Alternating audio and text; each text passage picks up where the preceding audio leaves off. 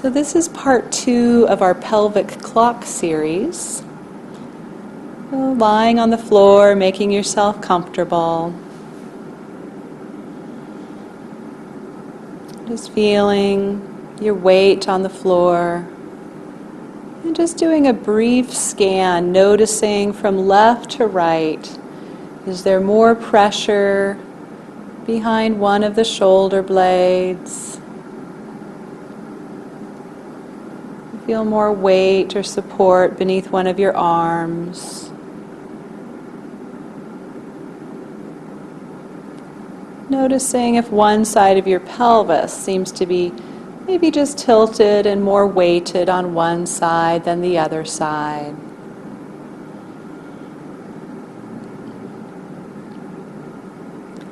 And the weight of your legs.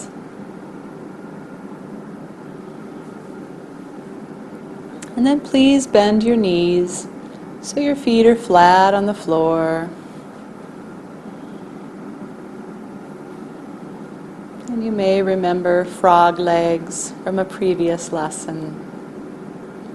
And really just check out the position of your feet. Not too close together, not too far, just so you feel like your knees are well balanced, not falling in or falling out.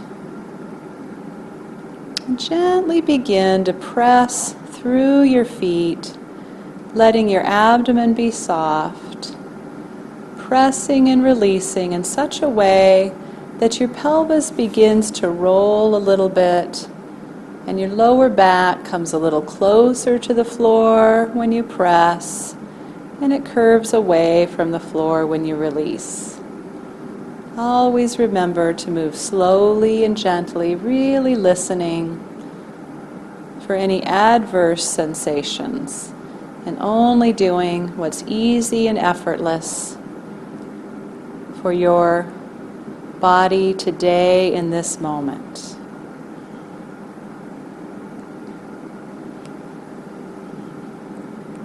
And as you press and release, letting your pelvis roll, imagine that your pelvis is resting on a clock. And when you press with your feet, your sacrum, the part that's weighted on the floor of your pelvis, rolls up towards 12 o'clock. And when you release, it rolls back down towards the tailbone, towards 6 o'clock. And just explore that very soft and easy rocking motion. And you may even need to do something a little different with your feet to really roll downwards towards 6 o'clock. So when you press, your pelvis rolls right up towards 12.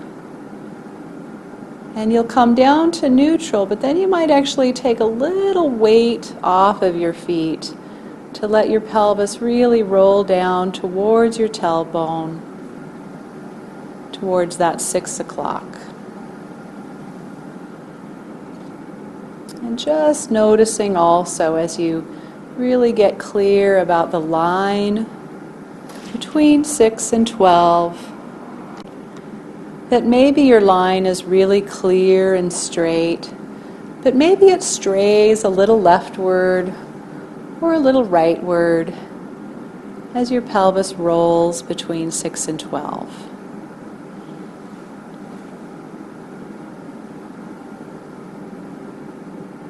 And then just pause and rest for a moment.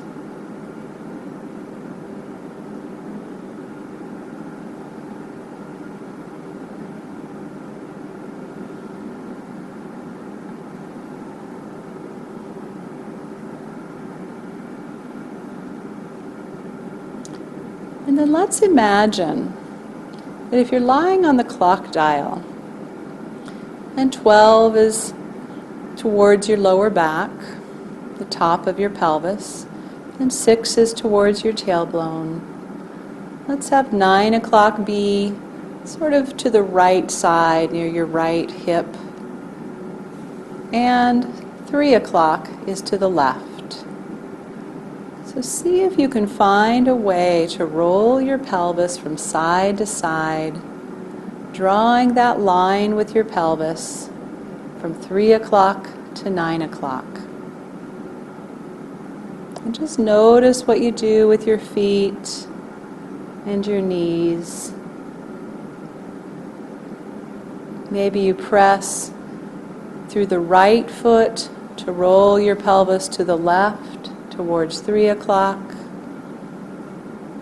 Maybe you press through the left foot to roll your pelvis to the right towards 9 o'clock. Or maybe you have another strategy. Maybe you find rocking your knees from side to side rolls your pelvis.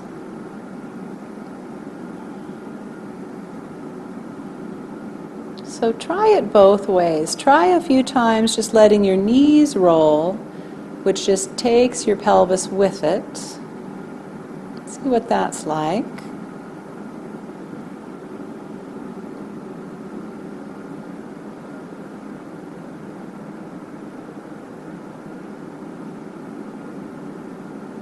And then see if you can let your knees stay relatively pointed towards the ceiling with minimal movement. And can you create a rocking from left to right in just your pelvis? So maybe there's a more direct connection with how you press through your feet.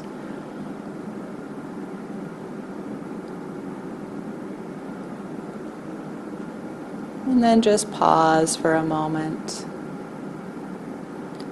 Maybe let your legs down long if that's comfortable for you. And just take a moment to really listen to how you're allowing the floor to support you now.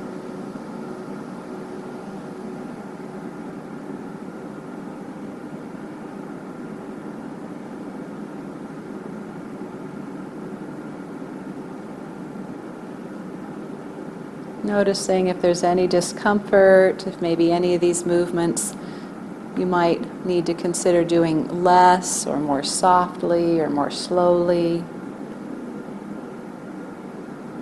And then please bend your knees up again. And this time, as you roll your pelvis from left to right, 6 to 9, keeping your knees relatively towards the ceiling, begin to notice what else is happening. Really feel into your feet and imagine how that upper thigh bone, the femur, it connects right into the pelvis.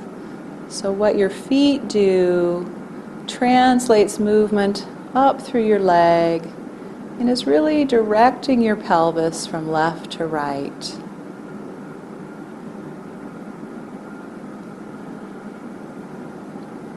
And then also notice what else is going on up your back further in your spine and your ribs.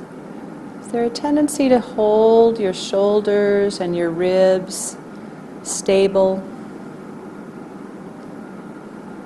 Or can you feel the movement very subtly and softly sort of getting translated? There's somehow the whole rest of the body knows that something's going on in the legs and the pelvis. And there's a gentle responsiveness.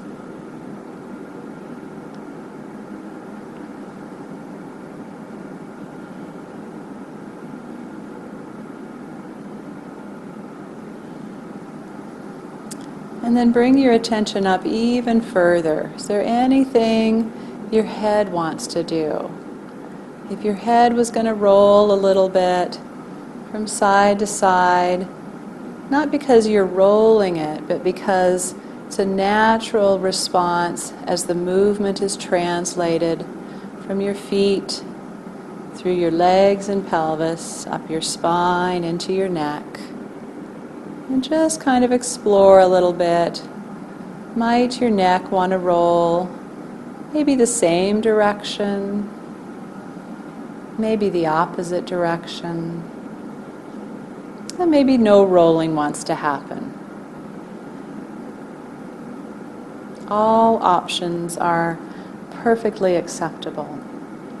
It's the discovery and the exploration that is often the more important piece in Feldenkrais, not the getting it right.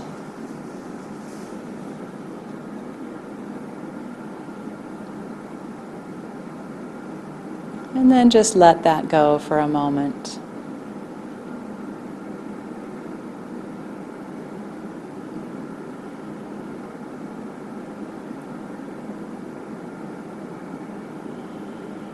Just letting everything go, surrendering to the floor, surrendering to the moment, the sensations, the opportunity to just be with yourself in this kind and gentle way, developing the capacity for exploration and discovery that was once there so naturally as a child, when your natural instinct was just to wiggle and play, until unfortunately our well-meaning teachers and parents kept reminding us that they believed we should sit still and pay attention and not listen to the natural desires of our bodies. And if we were good little girls and boys, we stopped listening.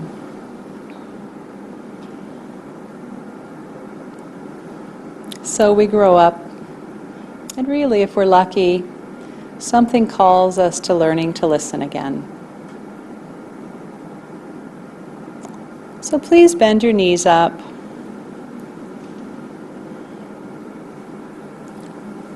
And this time explore just a few times between 6 and 12, up and down, feeling how that's translated through the whole of you, through your spine, maybe all the way up to your neck and head. And then shift and go left and right from 9 to 3, side to side.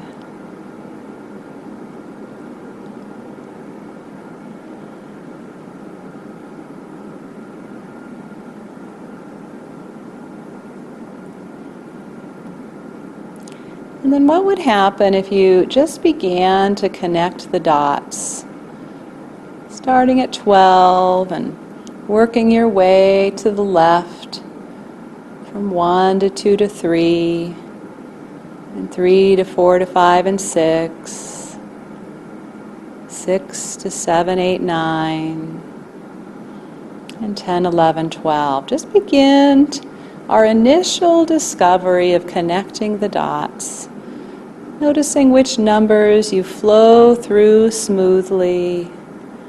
And some numbers you might feel like, gosh, it's a blank spot, or I'm a little more tight or rigid, whatever your own word is for that.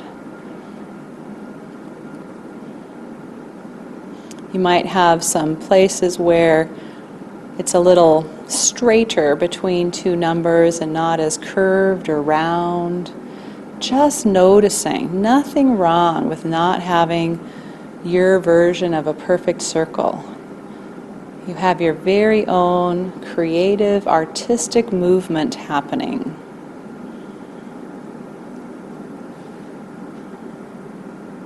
Could an artist ever become an artist if they had to be perfect the first time?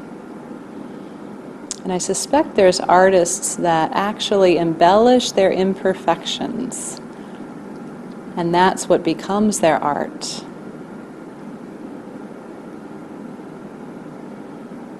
And then just reverse your circle. And maybe you'll find that counterclockwise, maybe it's a little more difficult or challenging, or maybe you actually like that direction better. And then it's curious, what is it about my body that gives me a different experience of counterclockwise than clockwise? Always noticing if you're breathing And your jaw is soft and easy.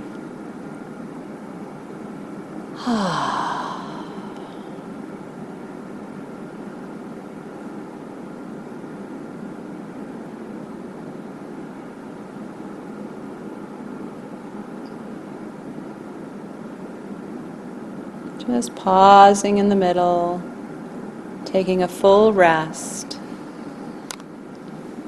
And next week, we'll get even more playful with our clock experience. Thank you. You can go ahead and begin to roll to your side and just come up to standing and see how your body received these movements.